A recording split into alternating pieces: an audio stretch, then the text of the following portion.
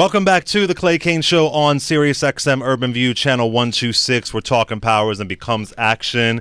Very excited for our next guest. His book is out now, Living in Color. The legendary Tommie Davidson. What's up, sir? Thank you. How you feeling, man? I'm still getting used to hearing that the book is out, because you're like the third interview that we've had at all. Exactly. So you're grinding that reality that the book is done, and here it is. And it's here. And listen, I read the book. If you love like some black pop culture, some black pop culture history, it's really a good read. And you hold nothing back. I mean, you like spill the tea over, as they say now. Like you spill it, but I mean in a good way. You talk about stories about Jamie Foxx, Keenen Ivory Wayans, Halle Berry. Were you at all nervous or a little not sure to be so candid, to be so raw? Only till now. Only till now, and it's not real, because all the people that you mentioned in the book, I got love and respect for, and have done some great work with, and respect them over the years. So that I got to remember that. You know what I mean? I got to remember that all the experiences that I had with people, whether they're negative or positive, shaped my story. And so the mention of them comes out because people know those names. But there's more names in that book that people don't know that shaped my experiences than those names. Exactly. Those are the minority names in my book. There's one part that really stuck out to me. It's on page 2, and I had to highlight this. You're talking about race and how you're able to navigate a whole bunch of spaces, right? Right. And you say this, you say, white women speak up for the group. White women are like human rights advocates. White women aren't racist. Was that a joke, or what was that? No, that's an observation. It's an observation that I had to put in a general way in order to illustrate my point. And my point really is that when push comes to shove, it just humankind wise, I would rather have a woman in the position of pushing the nuclear button than a man, because women are different than men. Right. Okay. So the difference is that they have a womb, so they're called womb man. So their whole existence is about the existence of others and others' children. So I use that to illustrate that point. Right. I'm sure that there are some white women who are racist, but I'm just in general, innately, I think that when it comes to the woman gene, that survival of us is more important. But I did narrow that down to my mother and other white women that I know, and other white women that I've seen act on racism. And they've acted on racism a lot more than white males. Oh yeah, okay. Yeah, and they're willing to put their necks out and to put they're willing to put stuff on the line for that. And I use that social example as one of them, because if anywhere you are, and if it's Best Buy, Costco, Safeway, police station, whatever, when no one's saying something on the benefit of everyone, it is a white woman that steps up, in my experience. But they'll also call the cops on you. Yeah. Well, they'll call the cops on you too. They'll call the cops on you too. But they're the ones that will speak up for and at least look at the equality of the situation. You see, I never had a white woman come up to me and go, "Get on the ground, get on the ground now, nigga." You see what I'm saying? That's a whole nother person. Right. But I have seen a person who helped me with, a white person who helped me with my math, and I'm terrible in math, and she still helped me every day, Miss Coleman. I do have I had a white teacher named Miss Sandberg who tried to get me into Parsons School of Ceramics, and she tried to also get me into SMU. And I have had a white woman help me with different things, and my mom, who actually taught me what racism is, and taught me that it's wrong. So basically, it's kind of a nucleus of my mom's experience, and then a projection onto society. Gotcha. So one thing I love in this book is that you go deep about the skits that y'all did in Living Color. You go deep, right? And I just love how you break down how these skits came about. But there's some interesting moments. You talk about the Arsenio Hall skit, the Spike Lee skit, and how they kind of got offended. And I remembered the skit on Whitney Houston, Rhythmless Nation. And I heard that she was really hurt by that. And I'm wondering, in retrospect, were you ever worried those sketches were too offensive, too at the time. And like you look at it differently now, but back then were you like, yo, because Whitney there was this whole narrative that she wasn't black enough, didn't have enough soul, which is crazy when you think about it. But back then, were you thinking like, yo, or were you just like young and just gangster? No, man, we were just doing sketches. And that's how comedy is. Mm-hmm. Comedy, you gotta have a victim. Yeah. You know what I mean? Unless the victim's you ain't got no feelings on it until it's you. That's how it goes. Like the book, The Lottery. Yeah. But we didn't really think of it that way. We saw it as an ode to, and then usually pieces of talent who can accept a parody of them know that you have to have a certain amount of fame and success to be parodied in the first place. People don't care if you make fun of them if they ain't good. Right. You know what I'm saying? Or they're not great. So is it like it's an honor type of thing? Yeah. Yeah. You can laugh it off. You know, but Arsenio did get mad. Spike did get mad. Yeah. And that just made it kind of better. Yeah. But personally in the book, I confronted Spike. You did. Yeah. And what did he say? He said he didn't like these white writers making fun of him. Yeah, he was specific. He said well, those Jewish writers wouldn't allow us to write things about their leader. Right. Like Do you agree with that? Yeah. In a way, I agree, but I ain't a Jewish writer, so it doesn't have anything to do with me. So I was like, you may be right and you may be wrong, you know what I'm saying? But I'm not the writer. I'm just a guy who's wearing a 40 acres and a mule baseball hat while you tell me get out your face. Mm-hmm. And I was on the way to your store. I just bought this at your store. But then I could do a whole show on this. Then you're in the classic Bamboozled. Like, I got to tell y'all, just as a side note, one of the best films I've ever seen, and the commentary on media, on black media, is brilliant. If y'all didn't see Bamboozled, you were brilliant in that. But I don't want to wait. I mean, I could just talk about. I was obsessed with it. I saw it in the theater. My boy over here saw it too. We just love that film. All right. So you talk about Keenan Ivory Wayans, and it's you hold nothing back, just a professional thing, and you call him Trumpesque before Trump even was. Right. I was like, whoa. I have a co-writer with me who took some creative license with language. I don't even talk like that, but it happened, and it's there, and I can't speak for that. All I know is that with my experience with Keenan, was a bitter and sweet experience, and more sweet than bitter. I mean, without him, I wouldn't have a career at all. Without his love and compassion when I went through my problems and encouraging me to take care of myself during those times, I might not even be alive. I love his family dearly, and that's what that really means. So you don't agree with the whole Trumpesque thing? That was a writer. I mean, I think that's just kind of like pop culture writing. Okay, gotcha. It's pop culture writing. Gotcha. I see him more like Professor Xavier than Trump, because that's taken and putting it in another light. Yeah, to compare Trump to Keenan is like that's ludicrous.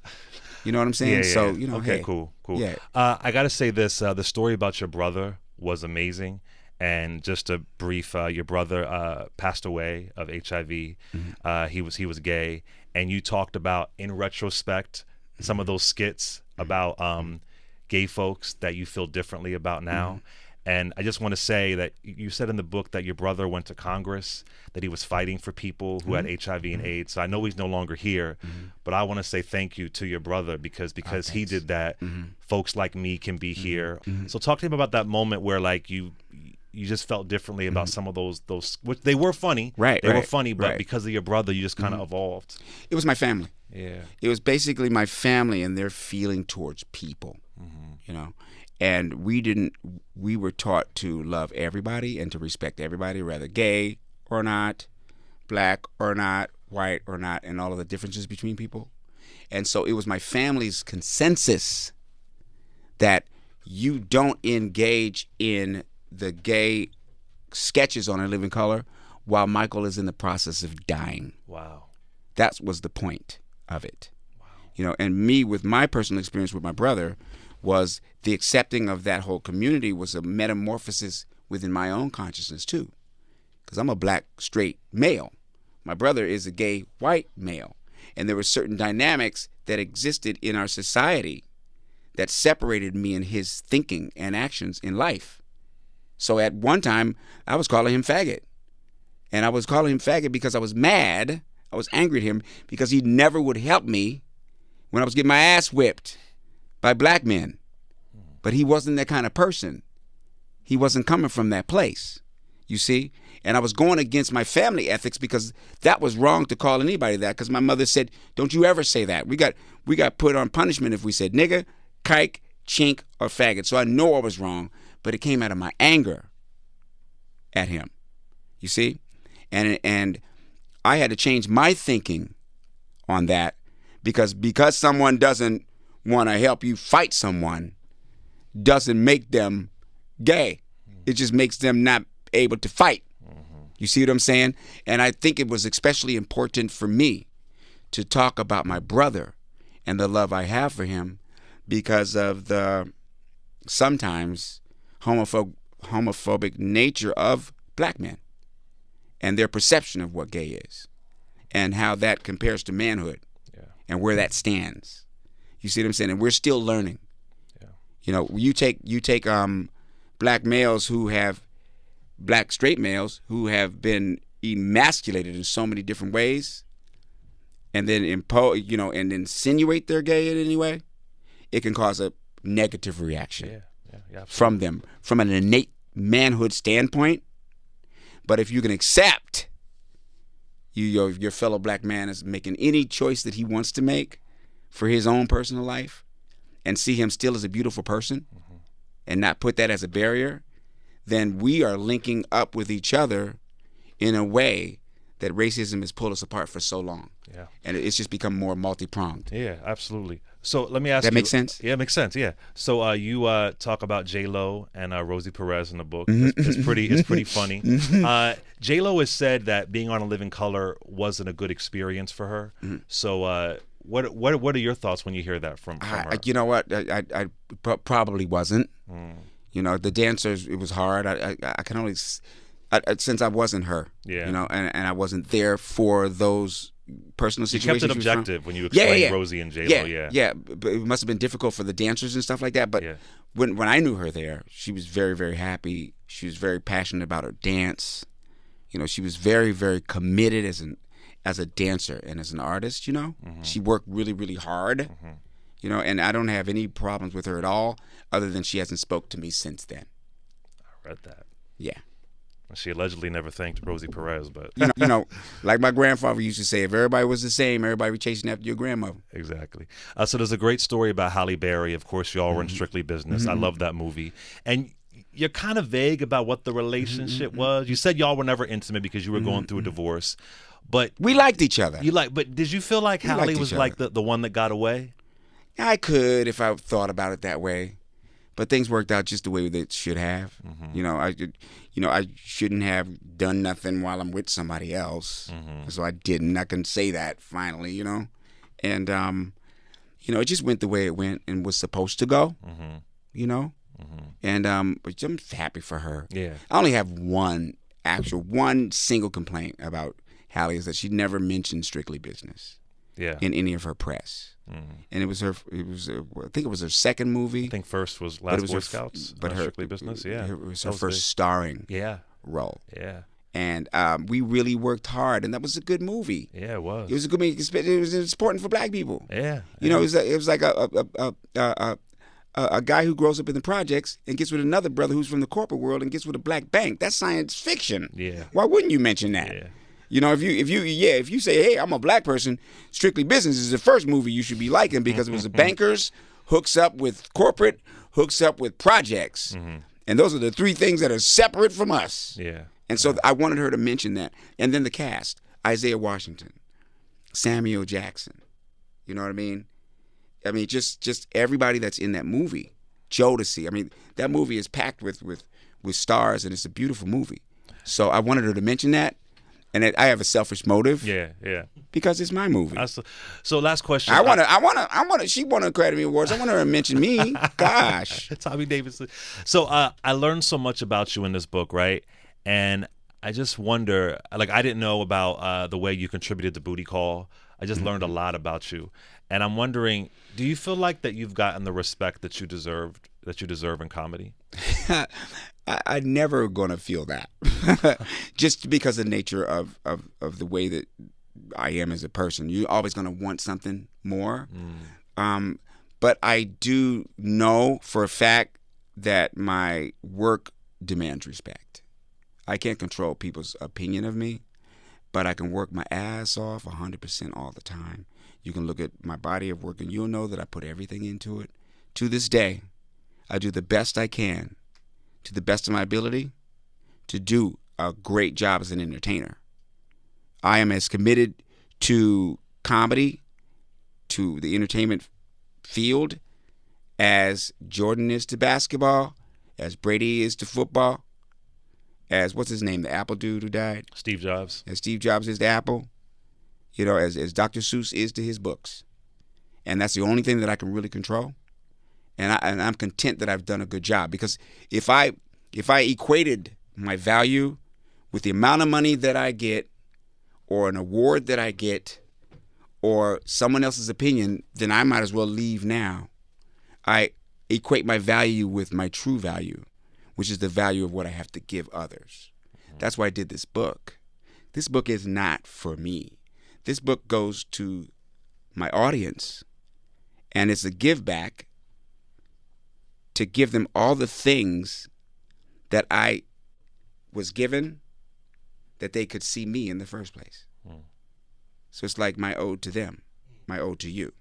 It's my blueprint. Well, thank you so much. I'm a huge fan. It's an honor to have you on the show. I appreciate it. Y'all got to pick up Tommie Davidson's book, Living in Color. It's available now with a foreword by Stedman Graham. Got to love that. You're a comedy legend, man. I appreciate it. Much love. Clay King Show. Head into a break. Be right back.